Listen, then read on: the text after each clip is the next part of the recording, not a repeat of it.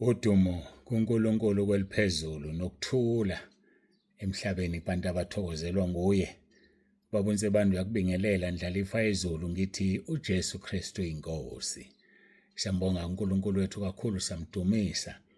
Akekho ufana naye bangcwele, akekho njengaye. Awumuhle uNkulunkulu wethu, namhlanje siyalibona lolu suku olwesine namhlanje. Kusasa qala inkonzo zabesilisa. Imithwalo iyaqoqwa, kuyapakishwa, imithwalo izoba sobhokweni. Ngomusa kaNkulunkulu mayesigcina kusasa sobe sinilindile. Ingakho ngizamile ukuphusha bonke abantu abafuna ukulungisa indaba yabo bezobhabhadiswa ngesonto. So ngibhizi kakhulu kuleli sonto njengoba ngishela izolo, abantu abafuna ukubhabhadiswa osekuvuke izinto ezintsha, uNkulunkulu abakhumbuza nalapho bekhubeke khona endleleni emva kokuba bevuma izono. Phela khumbula sisemhlabeni umasila, siyakhubeka. Funda u1 John chapter 2 qale kuverse 1 uye ku5. Lithi uma sona sinommeli, uma sona kodwa sona ngamabomu. Ngoba wona ngamabomu awusekho umnikelo ngesono, kuphela ukulindela umlilo ozoshisa amaphikankani. Ngabe iphikankani mntakababa. So-ke ngibhizi nalabo bantu-ke sizama ukuthi-ke kuze ngesonto singabi nenkinga, ngoba isono angisibhabhadisi. Ngiyafuna ukucace kuwena lokho.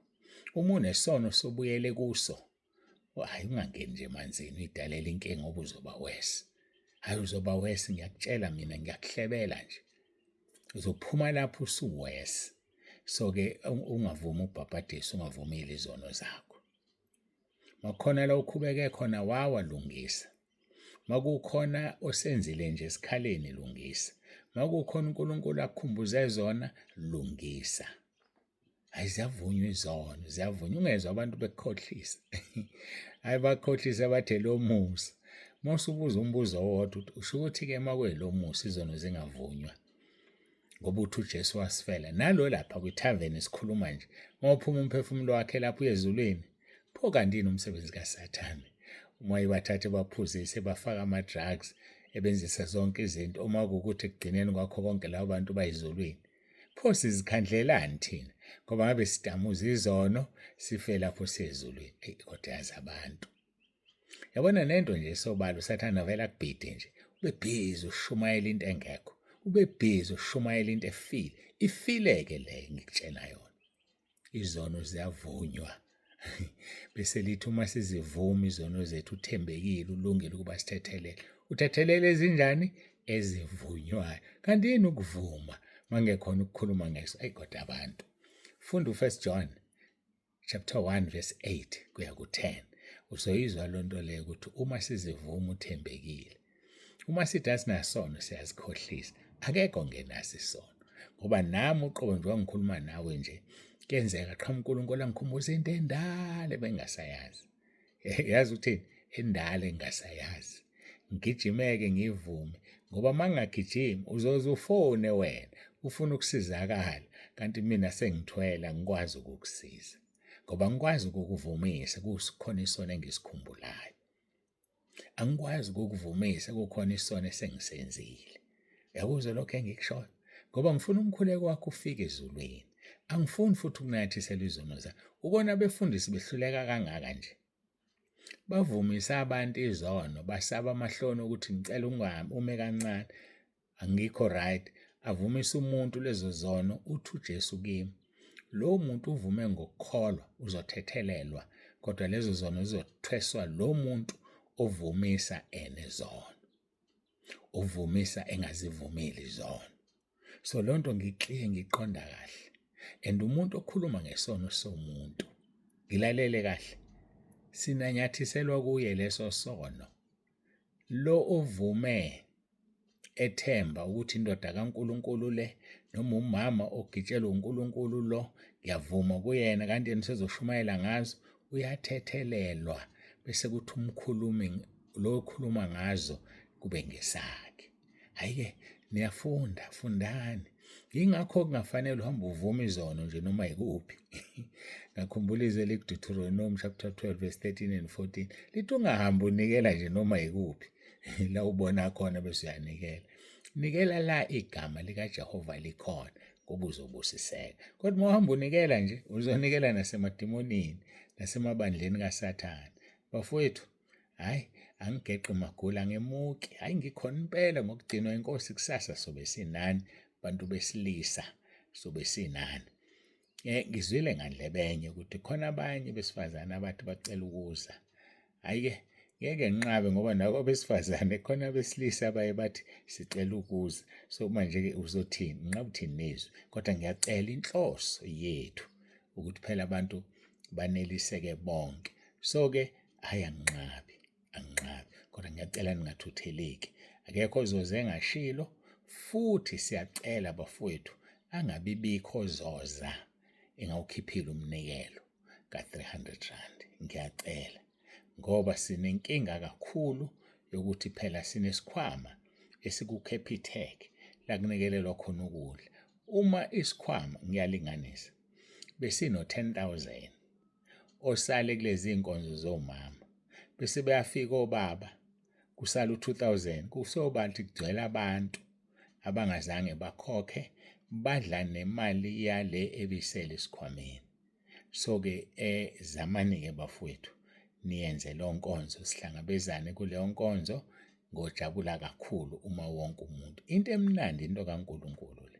So uma wena uthi urobha mina noma urobha usibani bani omcabanga yangazi uzirobha wena ngoba phela uzohlulelwa ngalokho kuthiwe wadla ungasikhiphile isipheko gijima uyobhadla esihogweni. Sodabuka kakhulu uyela nje uyela R300 u-R300. Hey mina ngingamangala kodwa akangidlule lapho siguqe isithandazi senkonzweni yosuku lwanamhlanje. So kusho ukuthi-ke asizoba nayo inkonzo kusasa emini ngoba sesiyothola yantambama esobe sesivula ngayo inkonzo zabesilisa. Sinayo inkonzo kusasa. Angisho kusela-ke enkonzweni.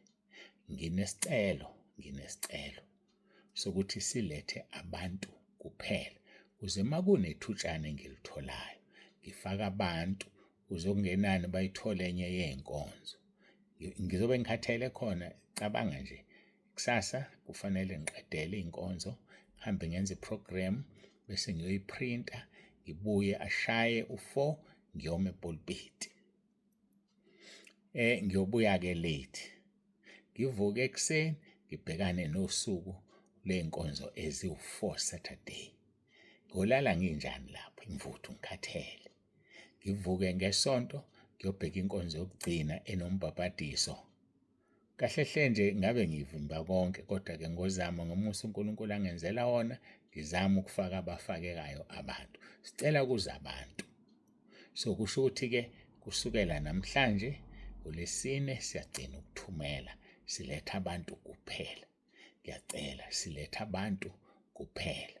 Uqhubeke kulalele noma soqala ngomsombuluko ukuletha kuzwa ukuthi ngigcine ngiphushwa ngoba njengamanje phela khona wona akusho ukuthi awekho lawa akule number 083 khona ama-messages. So mhlambe ngoze ngiwaphushe Monday kungenzeka sikhululane ukuthi uthumele imessage ngoLesibili ukuze phela lawa ngoba abantu bona babebhukhelwe ukubhukha ngizokhuluma nabantu emini ngomsombuluko uNkulunkulu esangigcinile.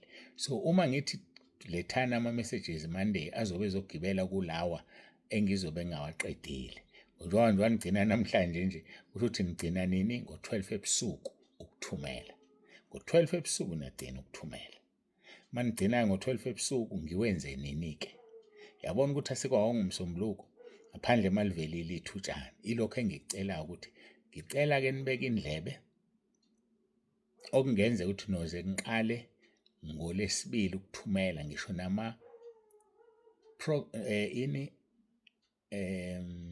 i-report yabefundisi abazobe bengezile besifazane kakhulu besemakhaya abazokhonza ngesonto bakhonze ngesonto.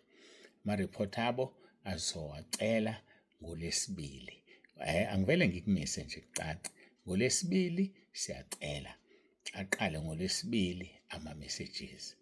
njengamanje kuzothula nje ukuthi du, ngoba nilethile, kangikwazanga ukukuphusha nikulethile, ngoba ngibhizi nohlelo lonke nezinkonzo noNkulunkulu. Uhlelo solwenza kusasa ekuseni, hambe ngoliprint. Kodwa nje besibhizi nenkosi uJesu silungisa izinkonzo zenu. Okwenu khulekani.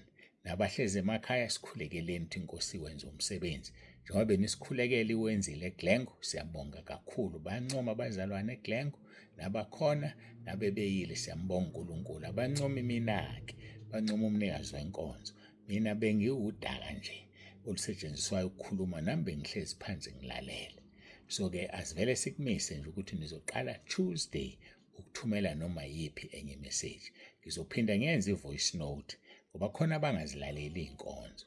Ngiyazi futhi khona nabanenkani abazoqhamuka sebeletha ama-messages. Uphawu lokuthi inkonzo awuyilaleli. Ngicela nilethe abantu kuphela, waya zonke lezi iy'nsuku niletha abantu. Abogcina bengangenanga ngenxa yesikhathi, yibo phela ngoba ngibasebenza Monday. Nale message nama-messages lawa asemaningi nje asekhona njengamanje over 60. Mangakutshela nje ngisengiyanazi loshaya u-12 over 100. Oshaya u-12 over 100. Ngiwenze nini-ke lawa ka-083 azobe over 100. Kushuthi vele awa-Tuesday ekuseni. Awuxola wa-Monday ekuseni. So-ke asithumele lutho-ke. So uma unento ofuna ukuyithumela, ithumele nje manje. Ithumele nje manje, ngiyadedela. Thumela ufakazini, thumela nje wena. Ungeqi 3 minutes uma kuyi-voice note. Thumela nje ngoba usozithumele nini? Tuesday. Jesu Kristu inkosi. Angiguqe ngikhuleke. Sekubani 12 minutes angithandazile. Ngikhuluma imemezelo nje. Akulutho-ke. Ngiyanithanda emakhaya. uJesu Kristu inkosi. Asiguqe sonke sikhuleke.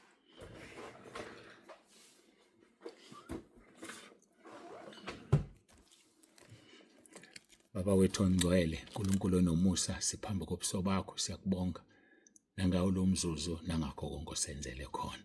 Siza abantwana bakho Nkosi bangoni, bangeqi lokho esesivumelene ngakho. Siyakubonga Nkosi, sikhulekela inkonzo zabesilisa ube phakathi kwethu. Namanje Nkosi kule siyacela ube phakathi kwethu. Ngiyacela ngomoya wakho ingcwele ukhulume, ucacise, kube khona abantu abakuzuzayo. Akumina okhulumayo, wena Moya sebenzisa kumzimba nami ngilalele. Dumo lonke silinikeza wena, uJesu Kristu inkosi. uJesu Kristu inkosi. uJesu Kristu inkosi. Amen.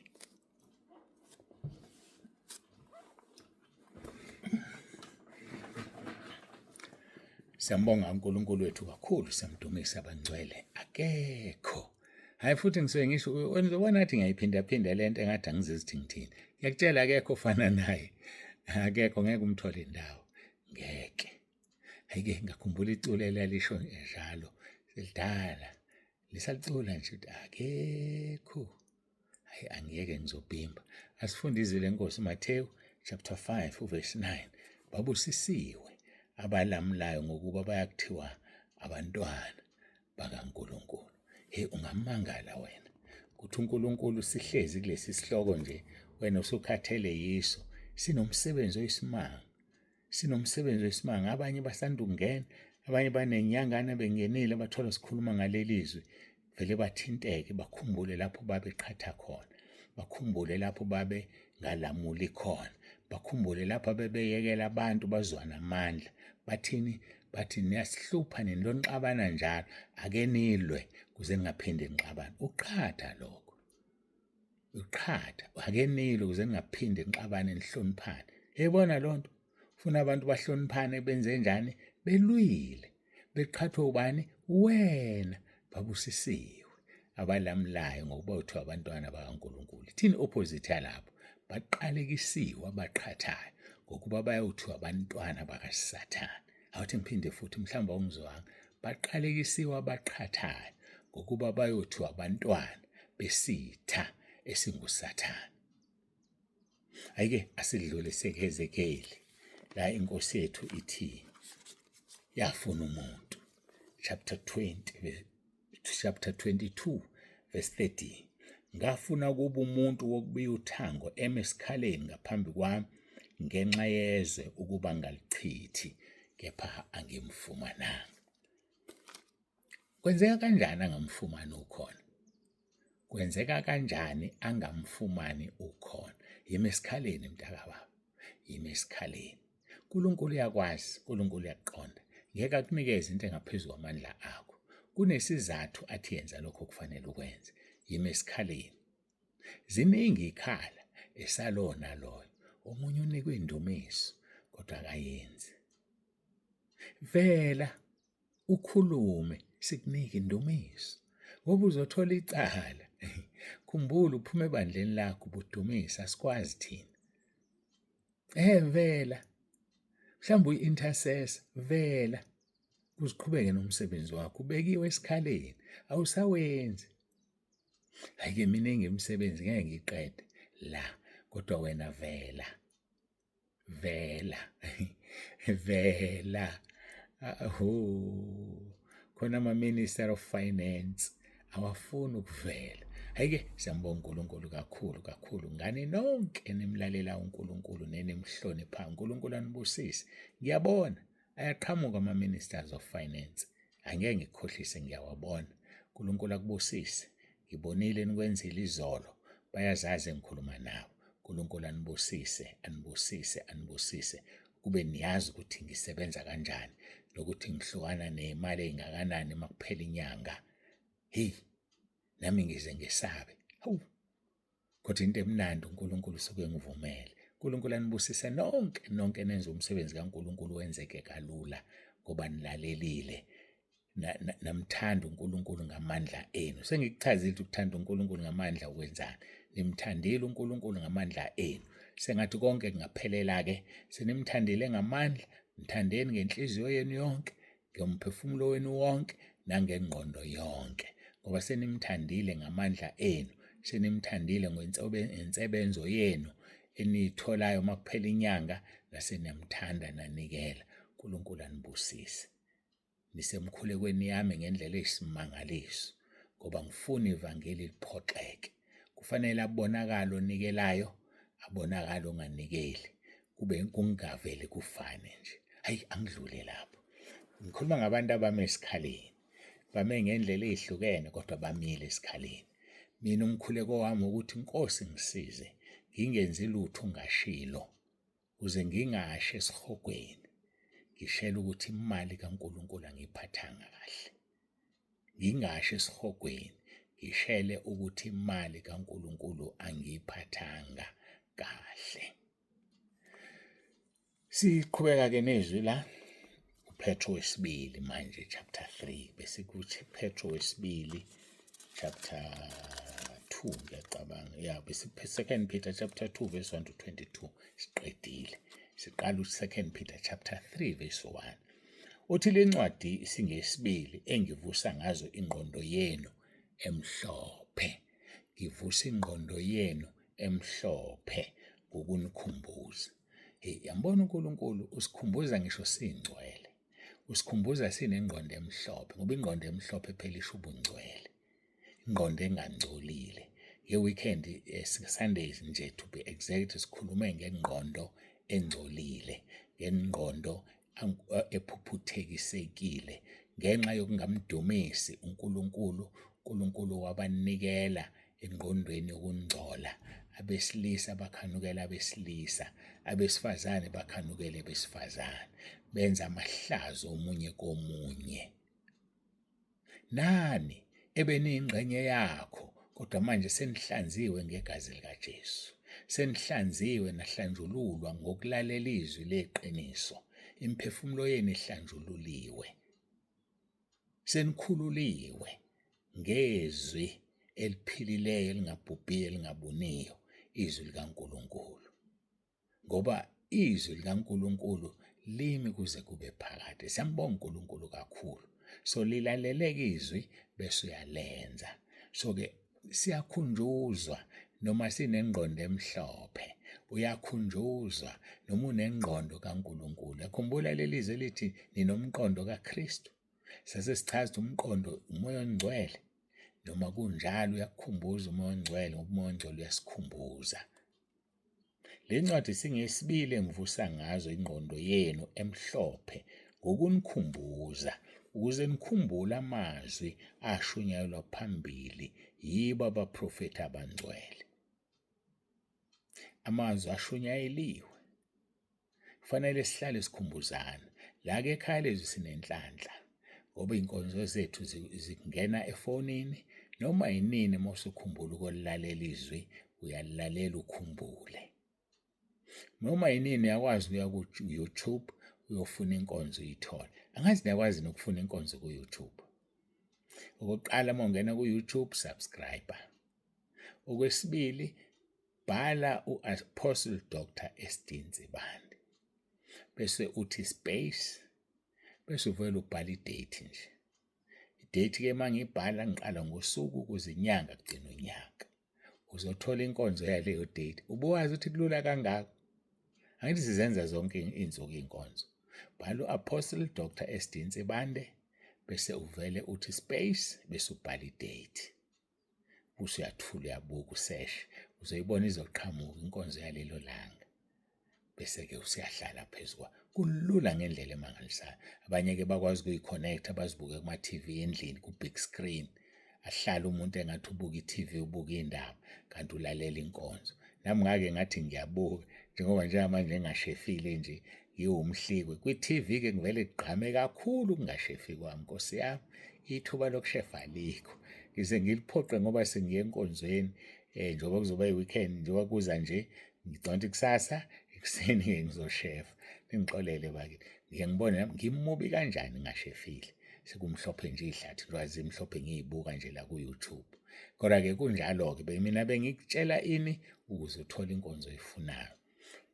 Uma usazi-ke isihloko bhala isihloko kodwa njengalezi njengoba zifana nje isihloko intshumayelo yasentabeni kuzovela zonke iy'ntshumayelo zasentabeni. So bhala idate ukuze uthole yalelo suku bese uyasubscribe bese uyayilalela.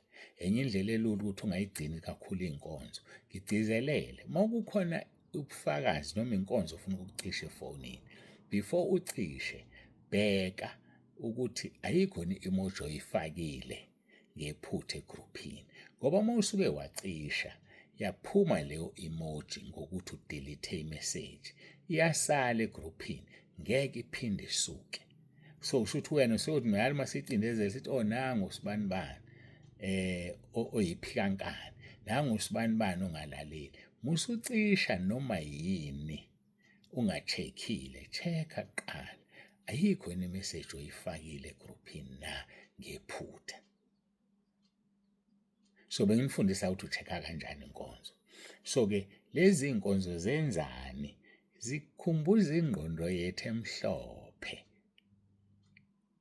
Uthi umpostoli mayibhala uPetro le ncwadi singeyesibili engivusa ngazo ingqondo yenu emhlophe ngokunikhumbuza ukuze nikhumbule amazwi ashunyayelwa phambili yibo abaprofeti abangcwele nomyalo wenkosi nomsindisi owashunyayelwa ngabapostoli benu. Abapostoli bethu bashumayela. So asivule iy'nkonzo kakhulu sibonga uNkulunkulu siphile ekhaya lezwi kushumayela izwi. So njengoba wena ulalela okwashunyayelwa abapostoli many years ago uyakwazi ukukuthola namhlanje ngoba sishumayela izwi, sishumayela okwashunyayelwa abapostoli nokwashunyayelwa abaprofeti eTestamenteni Elidala.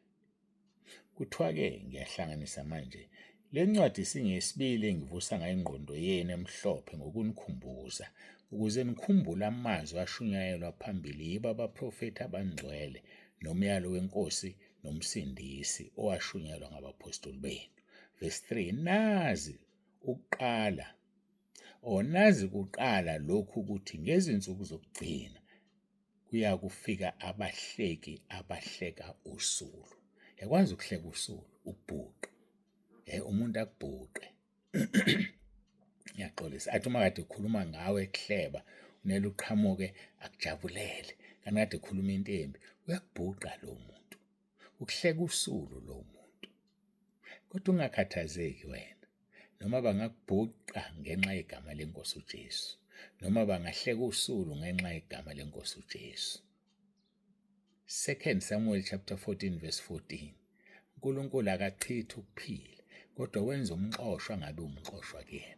Bangakuxosha emsebenzini noma bengexoshe to fire you, kodwa ngokukwenza bakubandlulule, bakwenza inkomidla yodwa, akungakhathazeki ukuthi uphethe igolide wena, uphethe umoya kaNkulunkulu. Yikho bekuhleba, yikho bekuhlambalaza, ngoba ugcwele amandla asezulwini, awahlangani namadimoni agcwele kubona. So hlala, kuyakusiza kahle hle, ngoba uphepha ekuhlebeni. Laba abasebenzi behlezi khona bayahleba. Estaff room othisha bayahleba, siyakwazi lokho. Bahleba umphathi, bahleba ama-colleagues, bahleba iy'ngane. Bazi ngisho ukuthi ingane ethile iqoma ubani, ngisho othisha mina, ukuhleba lokho. Hhayi ngoba uhleba ama-colleagues kuphela, ney'ngane niyazihleba. La kuhlangene khona nje abasebenzi kuyahletshwa. La kuhlangene khona abazalwane kuyahletshwa. So mase bekubandlulula, mhlambe ebandleni lakho khonza kulo, wadwa ukhonza, usuyaguqa wena makukhuleko. Usuthi manibingelelana uthi uJesu Kristu wena, sebeyakuzonda bakubuyisela eceleni bashumayela ngawe, ubusisiwe ngoba umvuzo wakho mkhulu ezulwini. Mkhulu ezulwini. Bangakuhleba, bangasho yonke into abafisa ukuyisho, kodwa ngeke bakwephuce ilungelo lakho zikhethele lona lokuhlala enyaweni zenkosi uJesu. Ngeke bakuphuce ukulalela izwi likaNkulunkulu. Bangakuvala i-staff room bathi musuyivula le phone uba ngumsindo, washo yonke into, faka ama-earphones akho uyilalelela inkonzo. Ngeke bakuphuce lokho nakho. Bangantshontsha ifoni yakho bayiphahlaze benze yonke into, kodwa njengoba usulilalela ilizwi selikungcwelisile, usuhlambulile umphefumulo wakho ukuze uthande abazalwane ngokungazenzisi. Uthande zona lezi zitha zakho esezikufihlela ifoni ungazenzisi. Uthande bona laba asebekwenzela into engeyinhle, ubathande. Ngoba izwi lenkosi lithi mthande. Mthande, kodwa ungamethembi. Qale kusiwe umuntu othemba kubantu, kodwa ubusisiwe othemba uNkulunkulu. Mthembe uNkulunkulu, mthande umzalwane, ungathembi umzalwane. Ungathembi umuntu emhlabeni ngoba uyilandela isiqalekiso. Jeremiah 17 verse 5. But yenza uJeremiah 17 verse 7. Ubusisiwe umuntu othemba kuJehova nothemba lakhe linguJehova. So-ke bathanda abantu, kodwa ungabethembi, ungabazondi. Banika uthando lukaKristu, hayi uthando lokuzenzisa, kodwa uthando olusuka enhlizweni. Umthando umuntu ekuthuka, umthando umuntu ekuhleba, ungaxabanisi. Ungathi mawusuhletsheliwe ukuthi ubani uthe wathi ngawe uhamba usuwumlilo uyalapho usuwile. Thula, hamba uyothandaza, hamba uyoguqa, uvale ekamelweni ubikele umdala wey'nsuku ukuthi Nkosi Jesu, sebengihlebile, bathi. Kungenxa yegama lakho. Uthe mkhulu umvuzo wami ekhaya ezulwini, ngiyabonga. Uvuka lapho usulaphekile, usuphilile. Hamba umhlekise lo muntu ongazenzisi. Akade bekutshela bathi uyisilima. Usumtshelile kodwa uyamhlekisa. Sikutshelile ukuthi unje kodwa uyamhlekisa. Ngabi nandaba nomuntu. Ubulala umzimba abesengenzela lutho emva kwalokho. Kodwa mesabe lo othi esebulele abe namandla okuphonsa umzimba nomphefumulo esihogweni. Mesabe lo onesihogo. Mesabe unezulu futhi. Uyindlela neqiniso, ngeke uye ezulwini ngaphandle kwakhe. Msabe, umhloniphe, umnike indawo yakhe kuze uye ezulwini ungayisihogweni. Siyambonga-ke kakhulu uNkulunkulu, siyamdumisa ngale nkonzo. Isho njalo ithi nazi kuqala lokhu ukuthi ngezinsuku zokugcina kuyakufika abahleki, abahleka usulu, behamba ngezinkanuko zabo. Behleka usulu, bekubhuqa, bayabhuqana. Uthi ugqoke kahle uyigqokele, vele bekudilike nje ngenhla. Hawaswenka kangaka, uye endodeni namhlanje. Bayakwazi ukuthi uyintombi into uziphethe kahle awunandoda. Anti bakuhleka usulu, bagxeka nje, bakucasula, bafuna ucasuke ngoba awufuni wena ukuqoma. Yayibona loo nto? Bakudilike nje. Hawu wanje kwenzekeni, usuqomile yini? Usuyekile ukukholwa? Yayibona lawo maganyana. Hlala enkosini ungasuki. Ugade futhi ukuthi ubaphendula kanjani, ungavele uphendule noma kanjani. uMoya oNgcwele uzokunika into okufanele uyiphendule. Siyambonga uNkulunkulu kakhulu. Hey, sivalelisa on a high note. Siyamthemba uNkulunkulu uzosiqala on a high note kusasa ngoLwesihlanu uma esigcinile enkonzweni zabesilisa. Niphile, senithande emakhaya. uJesu Kristu inkosi. Masikhuleke.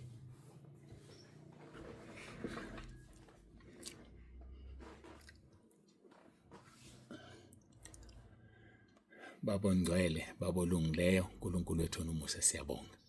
Siyabonga ngale nkonzo, siyabonga ngezwi lakho. Qhubeka Nkosi ubasiza abantwana bakho, babiyele ubagcine baze bangene ezulwini. Siyabonga ngoba kuleli khaya lezwi uyasithanda, uyaseqela, uyasikhulisa, uyasifundisa. Kuba umuntu-ke oyozilandulela. Busisake le nkonzo nabo bonke abalalele, sikhulekele yakusasa, bagcine endleleni yonke, bagcine sebebuyela emakhaya, ugcine amakhaya abo. Sinabo la abesilisa, obaba, insizwa, sibanikela kwena, ukhuluma izwi lakho. Silungise, usilungiselele ukusihlwitha. Ngelanga osihlwitha ngalo, ngoba lolu suku ushilo wathi uzofika njengesela. Babusisiwe abalondayo, balinde noma balindayo, balonde izingubo zabo, ukuze bangafunyanwa behambaze ngalolu suku.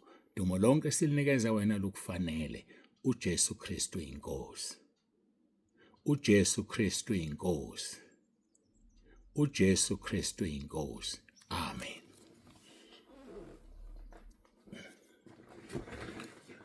Sambonga kakhulu uNkulunkulu bangcwele. Inkonzo yethu ibeyinde ngoba kushaya 12 minutes sibhizi nememezelo. Kushuthi mase silapha sekungconywana, ngicabanga ukuthi inkonzo sibe u18 njengokucishe kujwayeleke. Baba uNsibando siyavalelisa uthi uJesu Kristu inkosi.